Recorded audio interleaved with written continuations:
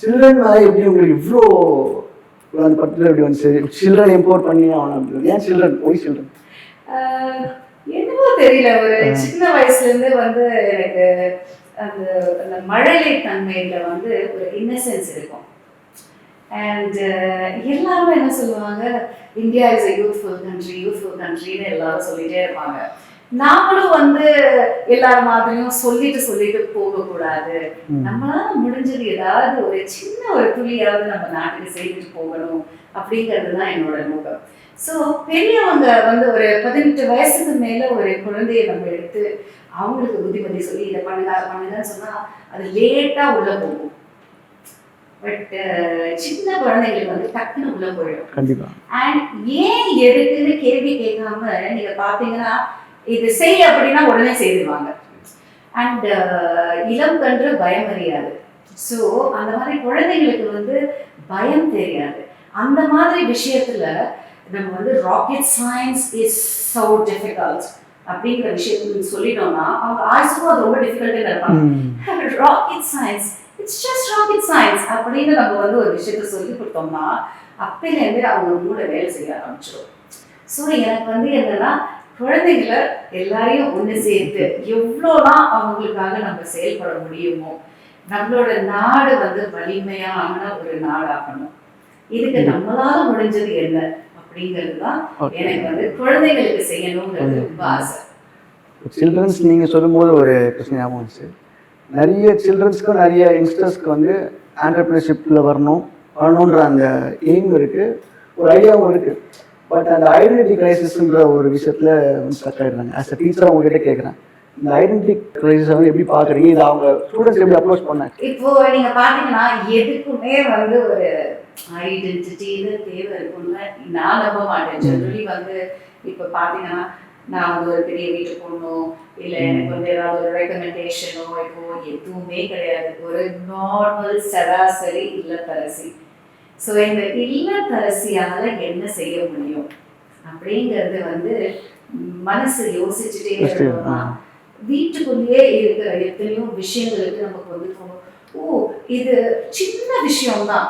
ஆனால் வந்து நீங்கள் பார்த்தீங்கன்னா இப்போ கேரட் பீலர், இப்போ நான் அந்த இல்லத்தரசின்னு சொன்னதுனால நான் சொல்றேன், கேரட் பீல் பண்றோம். அன்றைய காலத்துல கத்தியை வச்சுட்டு இப்படி நான் பண்ணிட்டு இருப்போம், இல்லை அருவாமனை இருந்துச்சு அதுல எப்படி பண்ணிட்டு இருப்போம். பட் இப்போ வெறும் சின்ன ட்வீக் தான். உங்களை மாதிரி என்ஜினியர்ஸ் தான் என்னன்னா ஒரு பீலர் வந்து அழகா நடுவில் ஒரு சின்ன கோடு ஒரு சின்ன டக்கு பீல் பண்ணிட்டு போயிட்டே இருக்கும். அதே வந்து மிக்சியில வந்து ஒரு பிளெண்டர் மாதிரி ஒரு பிளேடு தான். Thought process. Yeah. So it's all depends on நீங்க வந்து ப்ராப்ளமும் வந்து நீங்க பாத்தீங்கன்னா ரொம்ப தூரம் பார்க்க வேண்டாம். உங்க கண்ணுக்கு கீழே மூக்குக்கு நேரதான் ப்ராப்ளம்ஸ் இருக்கும். அந்த ப்ராப்ளம்ஸ் நீங்க வந்து ஐடென்டிஃபை பண்ண ஆரம்பிக்கணும். அதுலதான் ஐடென்டிட்டி வேணும். நீங்க அதை ஐடென்டிஃபை பண்ணிட்டு இதுக்கு சொல்யூஷனும் இங்கேயே தான் இருக்கு. அது எப்படி நீங்க வந்து பார்க்குற பார்வையில இருக்கு. ஸோ நீங்க வந்து இதுதான் ரொம்ப முக்கியம். Identifying the problem and identifying the solution, matching both. இப்போ சேட்டலைட்ஸ் பண்றப்பவே வந்து நீங்க பாத்தீங்கன்னா இந்த சென்சர்ஸ் எல்லாம் எத்தனையோ வருஷ காலமா இங்கே தான் இருந்துட்டு இருந்தது, காம்பனன்ட்ஸ் எல்லாம் இங்கே தான் இருந்துட்டு இருந்தது. பட் இப்போ நீங்க பாத்தீங்கன்னா எங்க டீம் வந்து அதை இந்த சென்சர் யூஸ் பண்ணா இதுக்கு வந்து பெட்டரா இருக்கும் ரிசல்ட், இந்த காம்பனன்ட் இது போட்டா இந்த பிசிபி போர்ட்ல இப்படி நம்ம லைன் கொடுத்தோம்னா இதுக்கு வந்து கம்யூனிகேட் ஆகும் இந்த சென்சர் அப்படிங்கிறது தாட் ப்ராசஸ். ஸோ அந்த தாட் ப்ராசஸில் போடுறப்ப ஓ இட்ஸ் ஸோ சிம்பிள் அப்படின்னு தோணும். அதுதான். ஸோ எல்லாத்துக்குமே வந்து நம்ம ஐடென்டிட்டி தான் தேவைப்படாது. ஐடென்டிட்டி இல்லாமல் நம்மளால எவ்வளோ வேலை செய்ய முடியுமோ அதுதான் சக்ஸஸ் கிட்ட கொண்டு போகும். Super ma'am. ஒரு ப்ராப்ளம்க்கான சொல்யூஷன் கண்டுபிடிச்சா அதுலேருந்து ஒரு பிஸ்னஸ் நம்ம கொண்டு வந்து ஐடியாவே வந்துடும் உங்களுக்கு. Okay super. ஸோ இந்த சில்ட்ரன் பற்றி கேட்டதுனால உங்கள் சைல்ட்ஹுட் நிறைய கேள்விப்பட்டோம். என்சிசியில் வந்து ஒரு கமாண்டர் பரேட் அப்படின்னு சொன்னாங்க. அந்த சவுண்ட்லாம் அந்த சவுண்டு ஹெட்செட் போட்டிருந்தேன். ஆக்சுவலாக அந்த பியூட்டிங் பாயிண்ட் இருக்கு இல்லையா, அதை சொல்ல முடியுமா? ஓகே. இப்போ சைல்ட்ஹுட்னு பார்த்தீங்கன்னா ரொம்ப ஸ்பெஷல். ரொம்ப ஆவரேஜ் மிடில் கிளாஸ் ஃபேமிலி. அப்பா வந்து ஒரு நார்மல் என்ன சொல்றது குமாஸ்தா அப்படின்னு சொல்லலாம் ஒரு ஆஃபீஸில். ஸோ அதில் சைக்கிள்லாம் வச்சுருந்தாரு. ஸோ அந்த சைக்கிளே ஒரு prized position, prized position. So அதில் அப்பா பின்னாடி உட்கார வச்சுட்டு ஸ்கூலுக்கு கூட்டிகிட்டு போகிறதெல்லாம் வந்து ரொம்ப பெரிய விஷயங்கள் கற்றுக்குறோம், நிறைய விஷயங்கள் கற்றுக்குறோம். ஸோ அங்கேருந்து வந்து நம்ம வீட்டு பக்கத்தில் ஒரு பெரிய வீடு ஒன்று, டாக்டரோட வீடு இருக்கும். ஸோ அந்த டாக்டர் வந்து ரொம்ப அழகாக இருப்பாங்க பார்க்குறதுக்கு, லேடி டாக்டர் தான். ஸோ அவங்க வந்து ஈவினிங் அந்த கோட் அண்ட் ஸ்டெப் இப்படி மாட்டிட்டு கார் விட்டு இறங்குவாங்க, red colour car. So red colour car விட்டு அவங்க இறங்கி அதை எடுத்துகிட்டு போகிறப்ப அந்த இன்ஸ்பிரேஷன் சொல்லுவாங்க பார்த்தீங்களா, பா நம்மளுக்கு தான் ஆகணும், நாளைக்கு டாக்டர் ஆகணும், டாக்டர் ஆகணும், நம்மளும் ஸ்டெப் இப்படி பிடிக்கணும், ரெட் கலர் கார் எது வாங்கினாலும் அந்த ரெட் கலர் கார் வாங்கணும். இதெல்லாம் வந்து மைண்ட்ல அப்படியே நம்மளால சோ பண்ணிக்கிறது, விதை போட்டுக்கிறது. இப்போ அந்த காலத்து பேரண்ட்ஸ், இப்போ எங்களோட பேரண்ட்ஸ்லாம் நீங்க பாத்தீங்கன்னா நல்லா படிக்கணும், நல்லா படிக்கணுங்கிறதுக்கு அர்த்தம் வந்து ஃபர்ஸ்ட் ரேங்க் அப்படின்லாம் கிடையாது. எல்லாத்தையும் பாஸ் பண்ணணும், பார்த்து ஏதோ நல்லா வாங்கணும், அவ்வளவுதான். அண்ட் 2 குழந்தை இருந்ததுன்னா ஒரு குழந்தை என்ஜினியர், டாக்டர், அதெல்லாம் அவங்களால படிக்க வைக்க முடியுமா, படிக்க வைக்க முடியாதா, அதெல்லாம் கிடையாது. 2 குழந்தைன்னா ஒரு குழந்தை டாக்டர், ஒரு குழந்தை என்ஜினியர். அதே மாதிரி தான் எங்க வீட்லயும் வந்து என்ன டாக்டர், தம்பி என்ஜினியர் பண்ணணும்னு அவங்க நினைச்சிட்டு இருந்தாங்க. பட் என்னன்னா அந்த கம்யூனிகேஷன் இருக்காது. பெருசா வந்து அப்பா அம்மா உட்காந்து நம்மளும் உட்காந்து பேசிட்டு அப்படிலாம் வந்து அந்த ஜென்ரேஷன் கிடையாது. அவங்களுக்கு மேக்சிமம் வந்து துணிமணி வாங்கி கொடுக்கறது, சாப்பாடு போடுறது, ஸ்கூல் நல்ல ஸ்கூல்ல சேர்த்தமா, இதுதான் வந்து கடமைன்னு அப்ப இருந்தது. ஸோ இந்த மாதிரி இந்த talking, communicating the ideas, communicating about the society அப்படிலாம் வந்து அப்பெல்லாம் தெரியாது. ஸோ நம்மளா வளர்த்துக்கணும் அது. ஸோ நியூஸ் எங்கள் அப்பா வந்து ஸ்டாண்டர்டாக கேட்கறது வந்து காலையில் ஒரு நியூஸ், நைட் ஒரு நியூஸ்.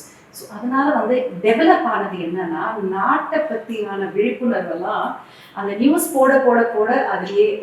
இப்போ என்னோட ஃபர்ஸ்ட் இன்டர்வியூவில் வந்து இது ஃபன்னியாக இருக்கும். ஸ்கூல் ஜாயின் பண்ணுறது வந்து ஃபிலிமெட்டிக்காவாக இருக்கும், ரொம்ப ஃபிலிமெட்டிக்காக இருக்கும். ஸ்கியூவில் நிற்கிறாங்க, அப்பா கரெக்டாக டோரை ஷட் பண்ணுறாங்க, யூகேஜி ஜாயின் பண்ணணும்னா அப்ளிகேஷன் கிடைக்கல. ஸோ ராத்திரி பூரா நின்று காலையில் அப்ளிகேஷன் கிடைக்கலங்கிறது வருத்தம். 2 days தான் இருக்கும். செயின்ட் ஃப்ரான்சிஸ், செயின்ட் ஆன்ஸ் வந்து பணம் படைத்தவர்களுக்கு. செயின்ட் ஃப்ரான்சிஸ் அப்படிங்கிறது ஒரு எல்லாமே மிடில் கிளாஸ் படிக்கிற ஸ்கூல் அது. பட் எக்ஸ்ட்ரீம்லி வந்து ரெஸ்பெக்ட்ஃபுல், அந்த இதெல்லாம் சொல்லி கொடுக்குறது, கல்ச்சர் பற்றி சொல்லி கொடுக்குறது எல்லாமே ரொம்ப பியூட்டிஃபுல் ஸ்கூல். இன்னி வரைக்கும் நான் என் ஸ்கூலுக்கு தான் நான் அட்ரிபியூட் பண்ணுறேன். ஸோ அங்கே அந்த மாதிரி ஒரு ரெஜிமெண்ட்ல இருப்போம். ஸோ என்ன 15 நாள் எங்கள் அப்பா வந்து 15-20 நாள் கிட்டத்தட்ட போய் அந்த பிரின்சிபல் வந்து கேட்குறாங்க, ப்ளீஸ் என் குழந்தைக்கு கொடுங்க சீட்டு, கொடுங்க சீட்டு. அவங்க வந்து நன்ஸ், எல்லாமே ரொமானியா, இட்டலியிலேருந்து வந்த நன்ஸ். அவங்க சொன்னாங்க, இல்லை கிடையாது, சீட் இல்லை அப்படின்னு. நீ ஏன் புரிஞ்சுக்க மாட்டேங்கிறன்னு கதவை சாத்திடுறாங்க.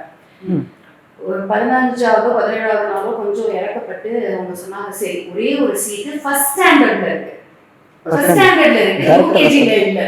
சோ அதனால வந்து உன்னோட குழந்தை வந்து நல்லா பெர்ஃபார்ம் பண்ணாங்கன்னா நான் வந்து கொடுக்குறேன் அப்படின்னு.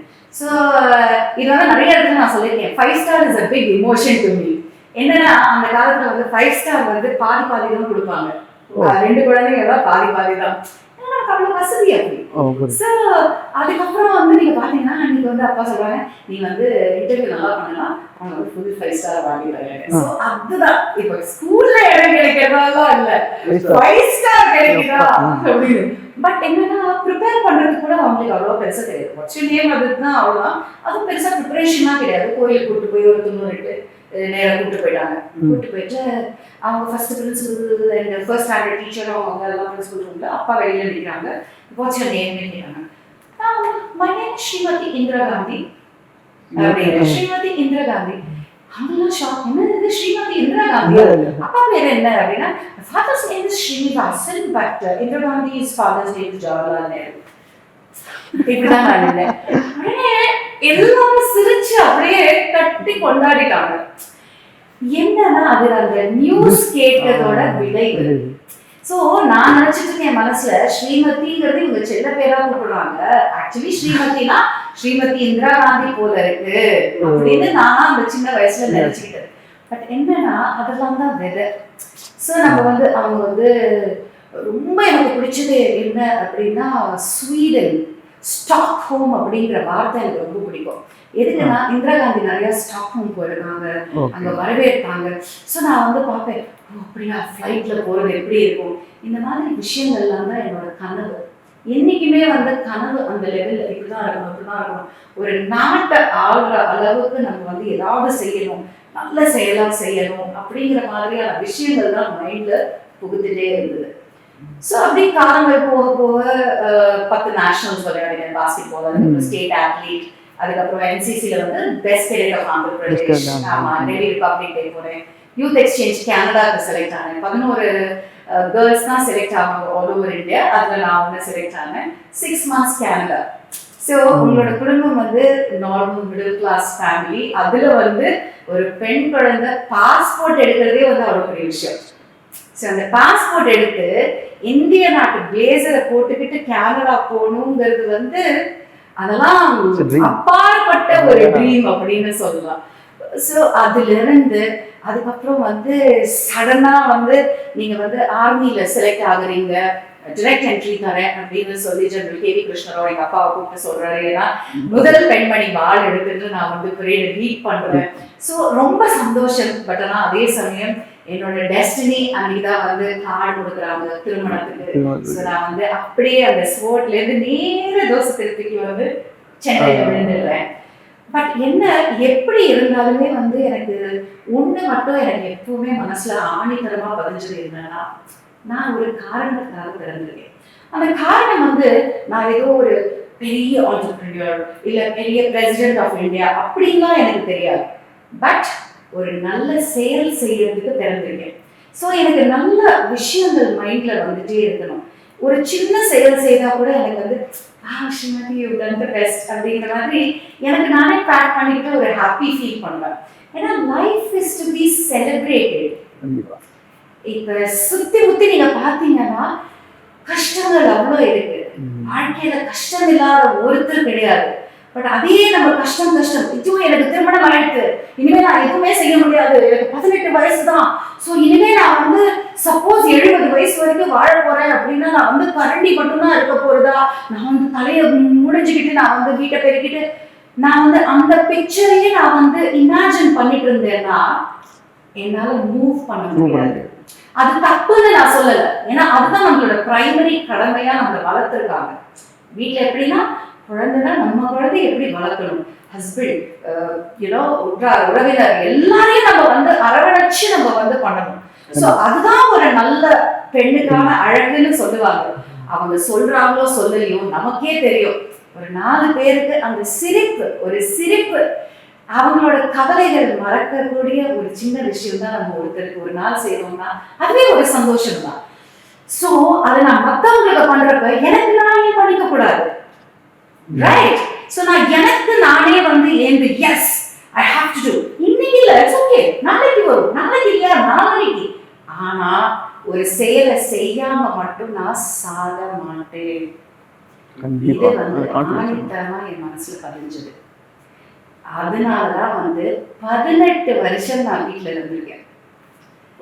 18 வருஷம் நான் வீட்டுல இருந்தாலுமே ஏதாவது ஒரு செயல், ஒரு வாய்ஸ் ஓவர், ஒரு ஃப்ரெண்டு இல்லைங்களா, சென்னையில் வந்துட்டு நிறைய ஃப்ரெண்ட்ஸ் பண்ணிட்டு அதுக்கப்புறம் ஒரு கைனடிக் ஹாண்டா என்னோட பர்த்டேக்கு வாங்கி கொடுத்தாங்க.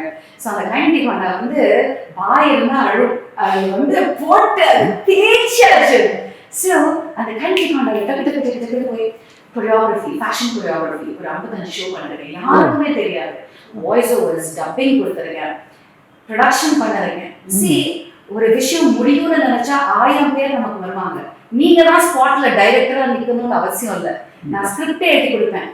அப்ப மொபைல் போன்ஸ் கூட கிடையாது, வீட்டுல லேண்ட்லைன் மட்டும்தான். லேண்ட்லைன் அடிச்சுட்டு யாராவது எடுத்து வாய்ஸ் வேற வாய்ஸ் கேட்டு ஸ்ரீமதி இருக்காங்கன்னா வீட்டுல என்ன பூகம்பம் வெடிக்குமே, அந்த பதட்டம்லாம் நமக்கு அந்த காலம் வந்து வேற காலம், அப்படிலாம் இருக்குமே. ஸோ அதெல்லாம் தாண்டி எந்த டைம்ல நம்ம இதெல்லாம் செய்யணும் அப்படிங்கிறதெல்லாம் வந்து it's very difficult, not easy. அதெல்லாம் இருந்தா கூட 55 ராம்ஷர்ஸ், ஒரு 6 short films ad films produce பண்ணிருக்கேன். டாக்குமெண்ட்ரிஸ் கிட்டத்தட்ட ஒரு 15-20 டாக்குமெண்ட்ரிஸ்க்கு voice over, English voice overs, எல்லாம் கொடுத்துருக்காரு. ஸோ வாழ்க்கைய வீணாக்க கூடாது. கண்டிப்பா. எல்லா நிமிஷமும் பணம் கிடையாது. நம்மளால ஒருத்தருக்கு பிரயோஜனமா, அது ரொம்ப முக்கியம். That is also entrepreneurship. Social entrepreneurship.